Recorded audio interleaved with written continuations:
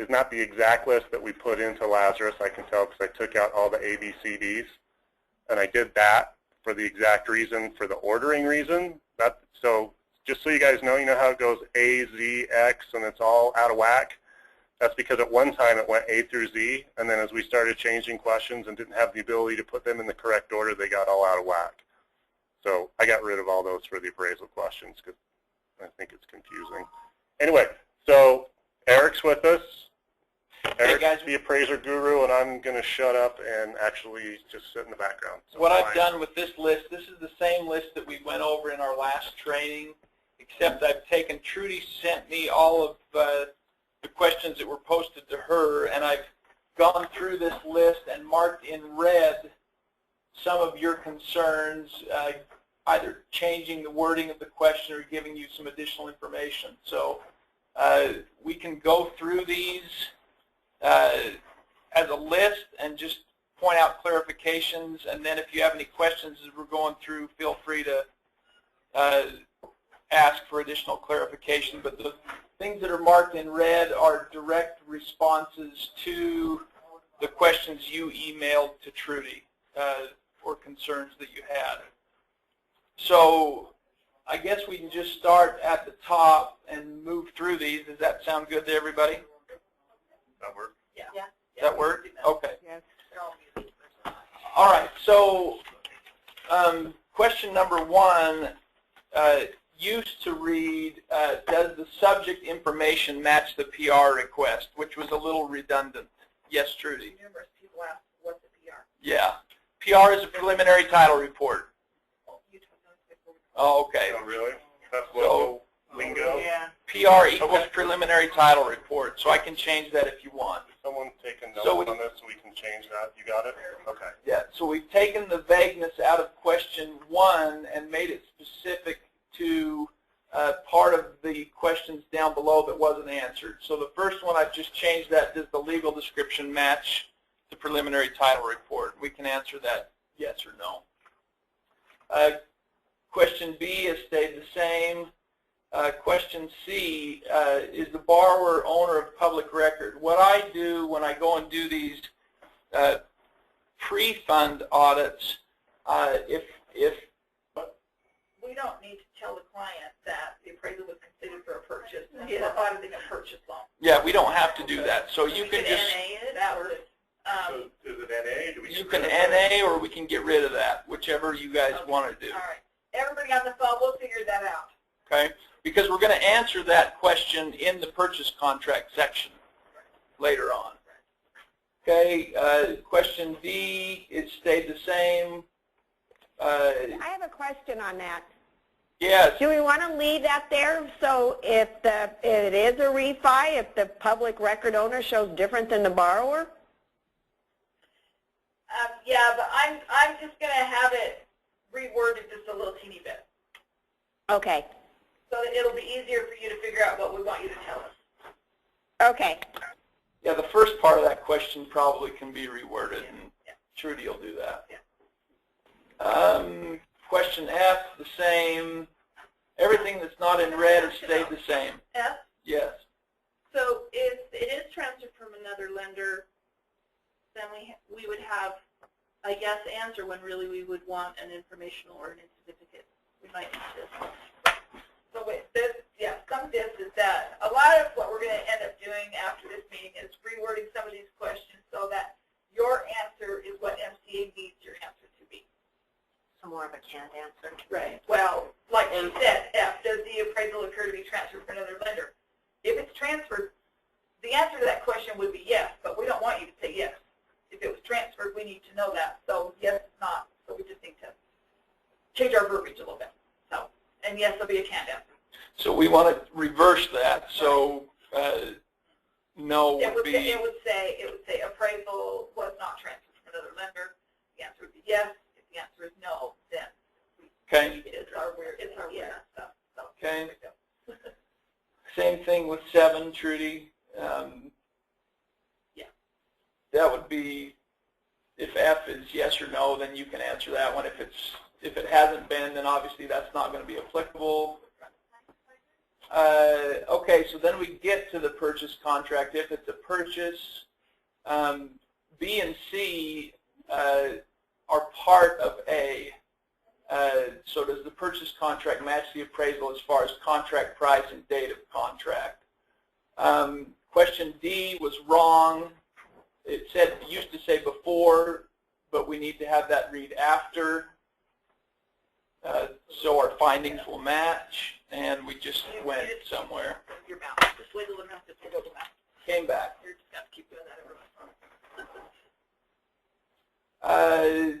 E is part of the purchase, so that one we can get, well, we'll fix D so it matches. We'll fix D and E. We could actually kind of combine those into one question with different canned answers.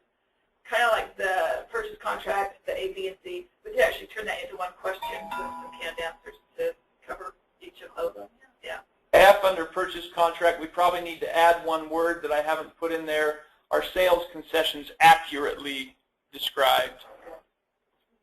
Do they match? Because it needs to. Which one are you looking at? You're scraping back and so you're.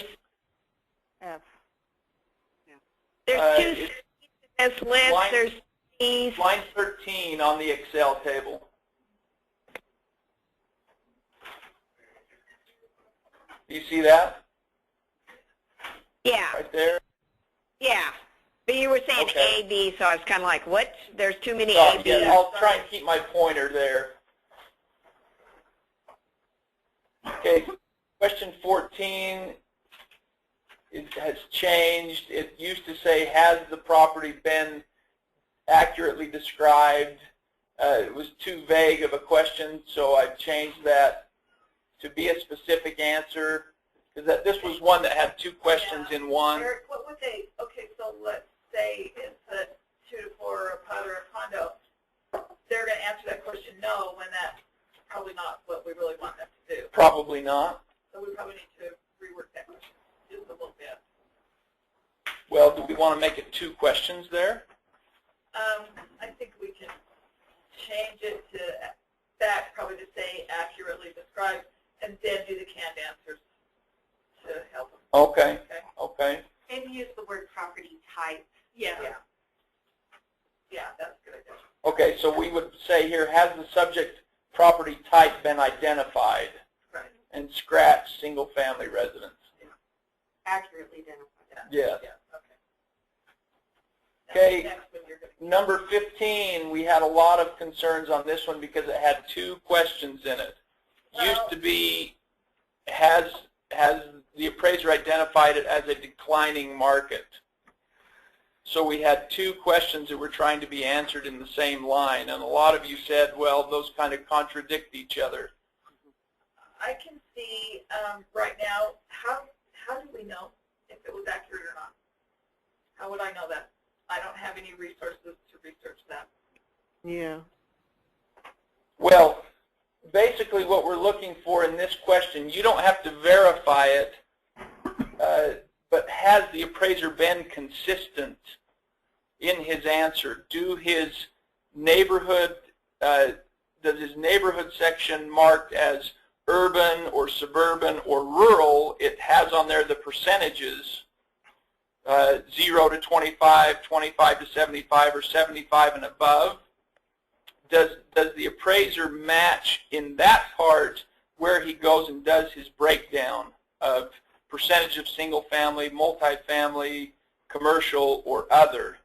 Sometimes I find that the appraiser will mark as suburban or urban, but then his percentages on his neighborhood breakdown don't match what he described. So yeah, Trudy's right, there is really no way for us to verify it.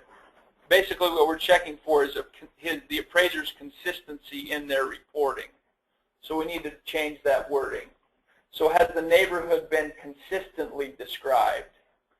So if we change accurately to consistently, and if you look at the part of the form on the Uniform Residential Appraisal Report, there are two parts of that neighborhood section that need to line up.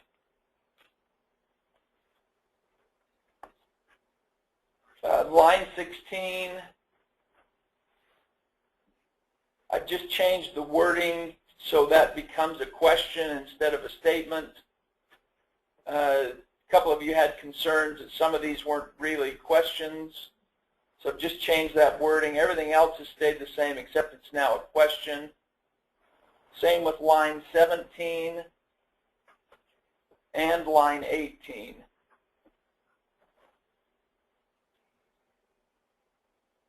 Line 19 has no changes on it.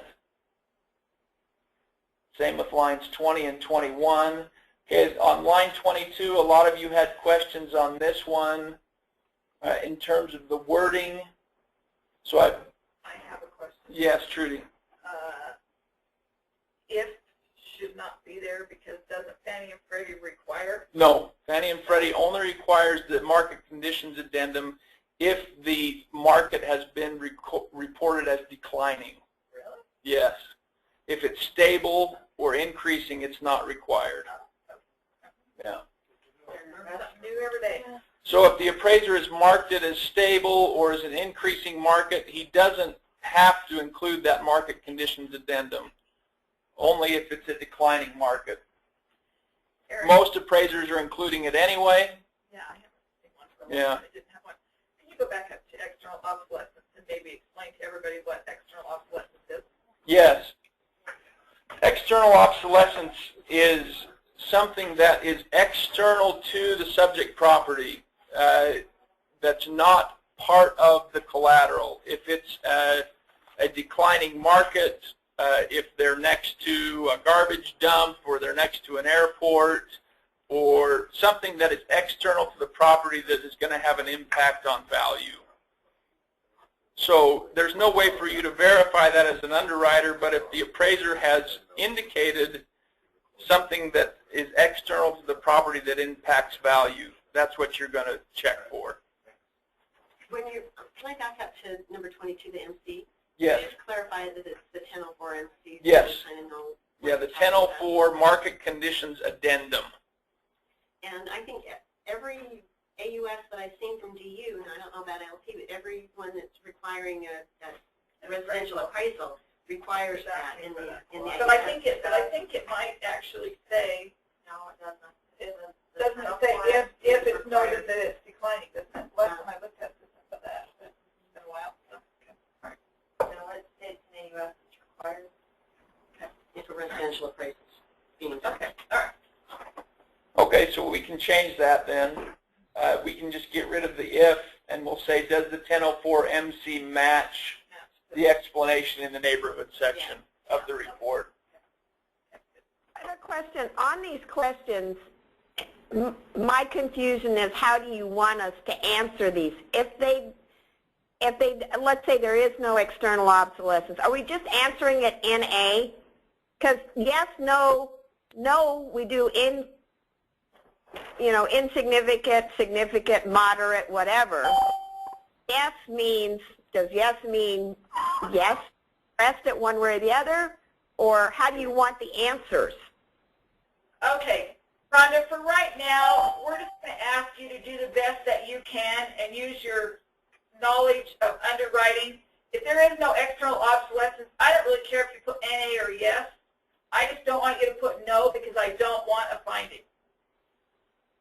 Within a week, these will all be fixed so that it'll be easier for you to understand how MCA would normally want you to answer it. For right now, we're just going to have to wing it. If they've reported no external obsolescence, you can answer that yes and be fine. Yeah. Even if they've reported none, then they've reported it and explained any impact on value. Yeah. If there is none, then there's no impact on value, and you can answer that yes. Right. At this point in time, if you put NA, we'll deal with it. That's fine. I just don't want you to say no and then say to me there is no external obsolescence, because I'm just going to take that off. Okay. So you can mark that yes and be fine. So yes or NA? Yeah, that's correct. Have a finding. Whatever you've all been doing, we're dealing with it. Okay. And do you want them insignificant or do you want them informational? If we do